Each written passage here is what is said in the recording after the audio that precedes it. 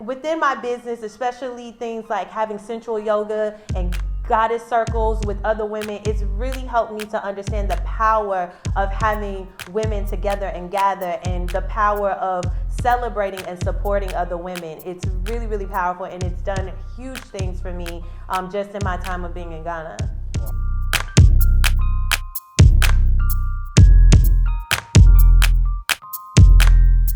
Yo, what's up, everybody? It's your boy nappie, and welcome to today's episode. It's going to be a whole different level. I'm bringing you a new series that we're going to talk about women and how we have to acknowledge them. Because so many times you don't acknowledge women. If you educate a woman, you educate the whole nation. But if you educate a man, you educate an individual. So today we have our sister here, a queen, a goddess. How do you call yourself?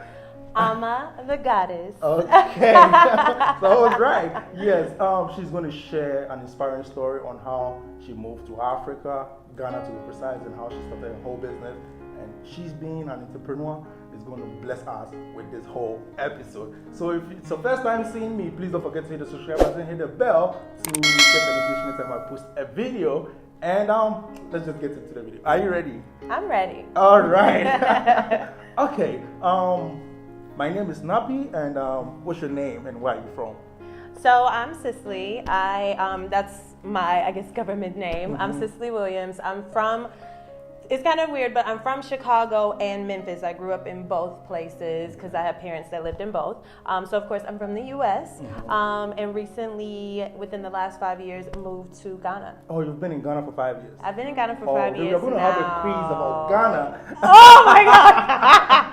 Oh, the anxiety. All right. Being a kid growing up in the States, Chicago to be precise, how was it like? What did you hear about Africa? Did you come to Africa as a teenager? Did you ever visited, or you just saw Africa on the TV? So I would say growing up, yeah, we definitely heard a lot of, I guess, the negative stereotypes of Africa. Oh, it's a lot of animals, it's jungle, you don't really think of cities, very rural. But then once I got into high school, I went to high school in Chicago at Kenwood.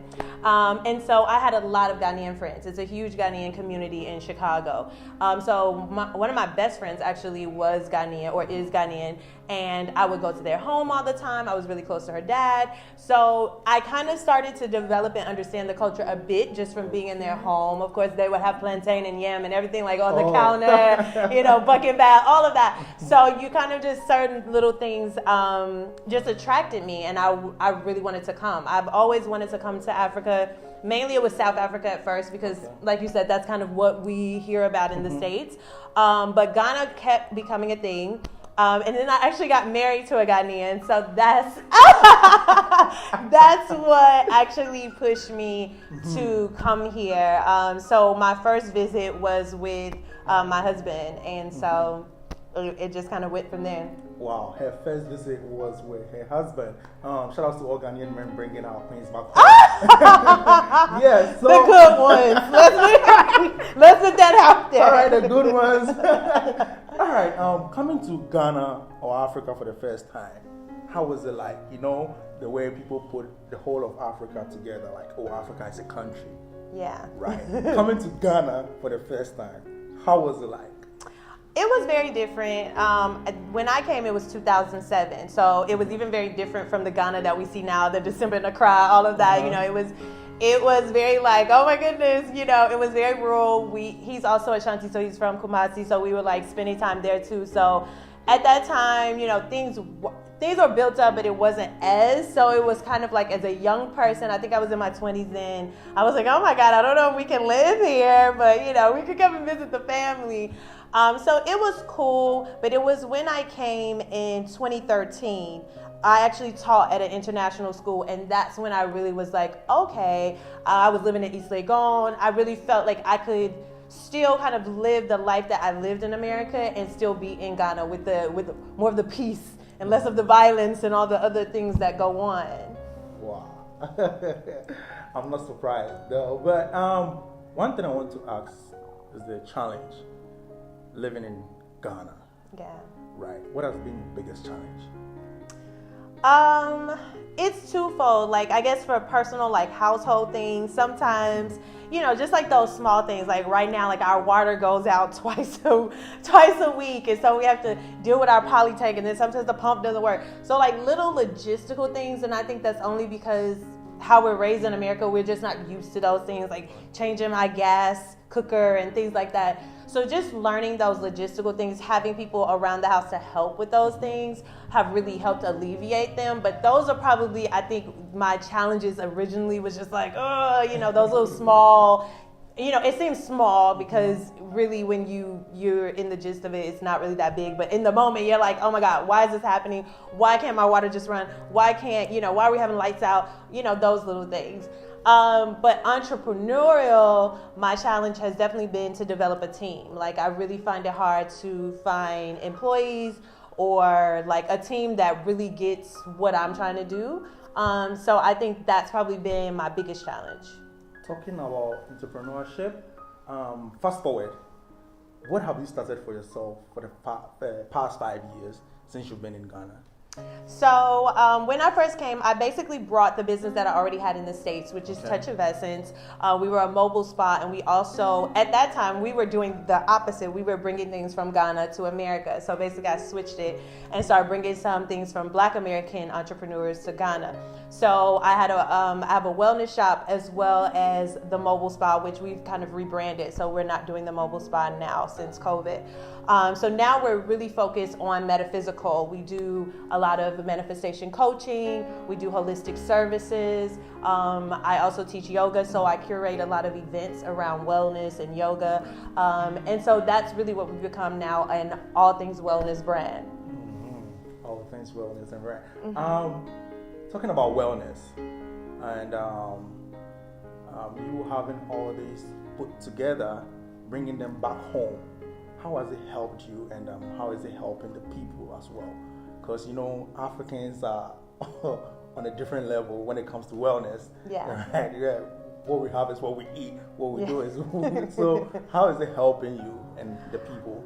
It's helped me a lot because with me doing this brand and focusing on wellness, I've definitely come in contact with other Ghanaians, or especially younger Ghanaians, who have really even exposed me to a lot of traditions here that are similar to things that we know from the States. So it's helped me to kind of blend the culture and traditions here and then what I know from, wellness and spirituality from the States. So that's been really cool. It's definitely, I would say in the last probably 3 years, been a huge boost. We have lots of vegan restaurants now in Accra, or really all over Ghana.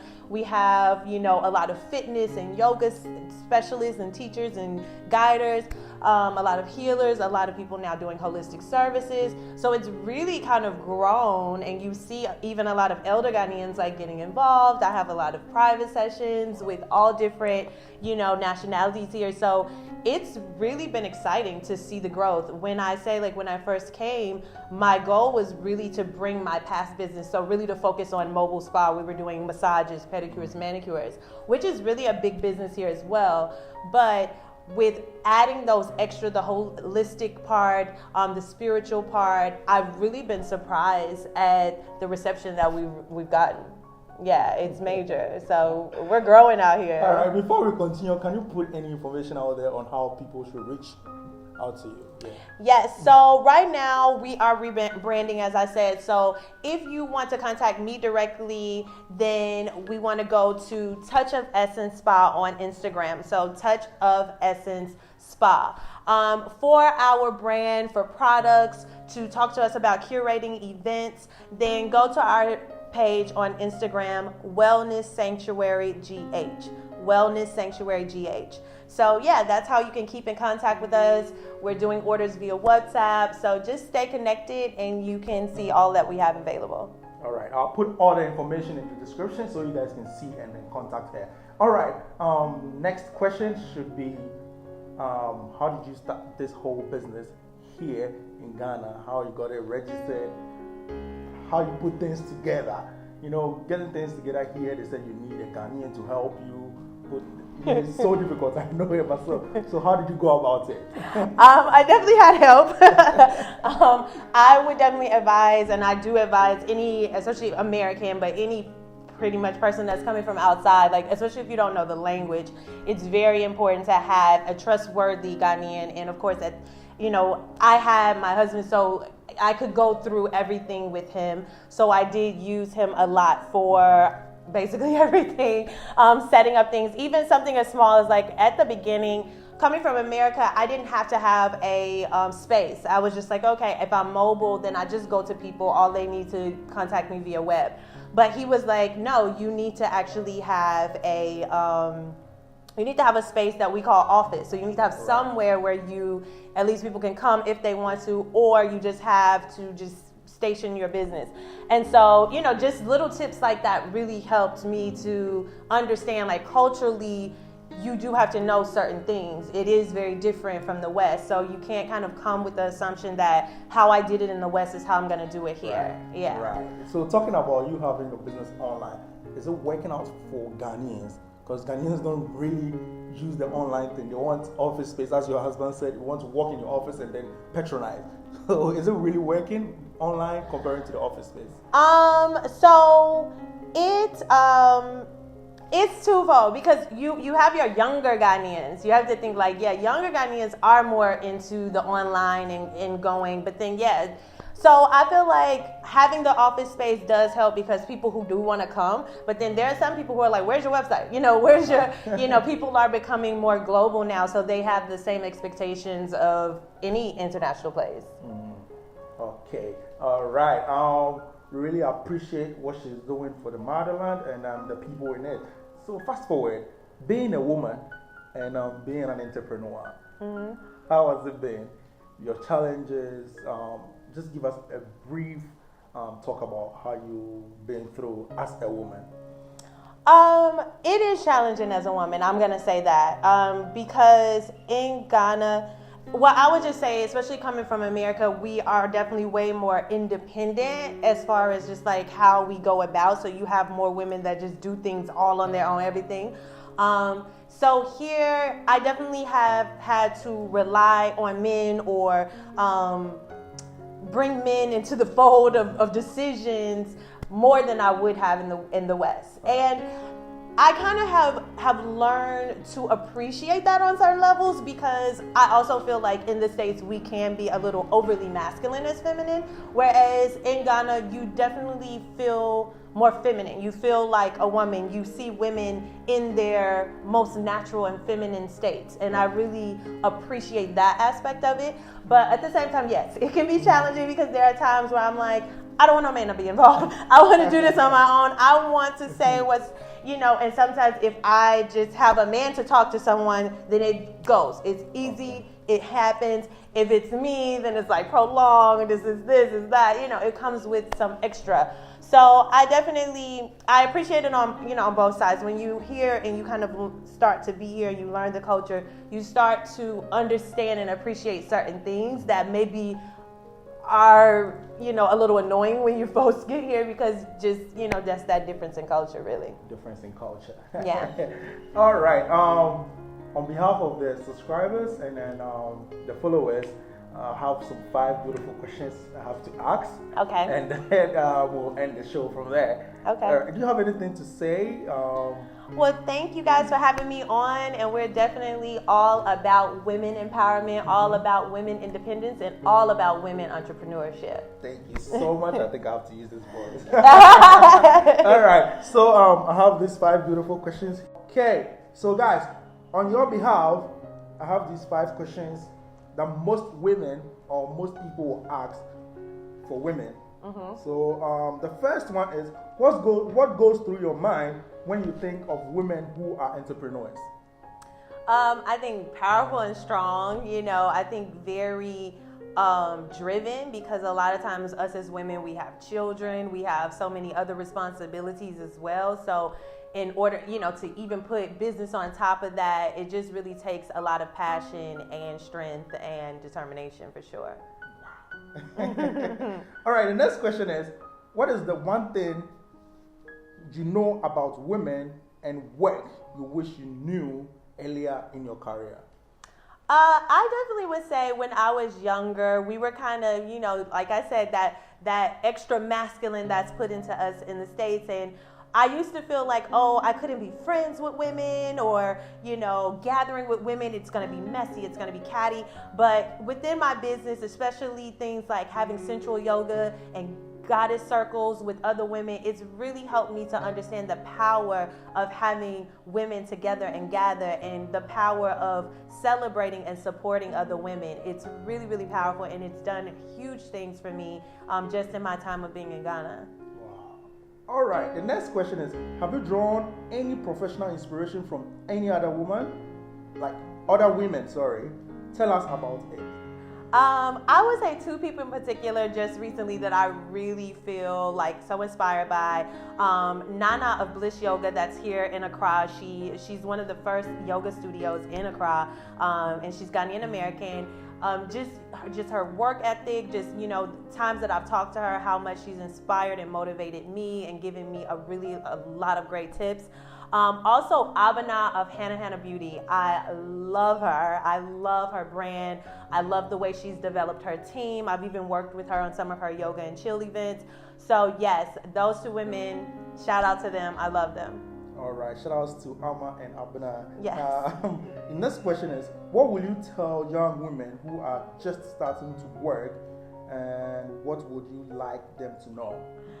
So even me, myself, I have a daughter that is turning 17. I know, I don't look like it. But I will say that that's been the thing. I've been having to now talk to her on a level. She's starting her business, something she's been doing since 10, but now she's really getting serious about it. And so just really letting her know that she can still do her passion and her purpose. A lot of times as women, we feel like, you know, when we think of work, we think of, oh, survival, like what we have to do to survive, make sure our family has, make sure our children are eating. But sometimes as women, we also need to do what we feel is our purpose, what we are driven to do, what we feel good about, and we can still make money and be entrepreneurs doing those things.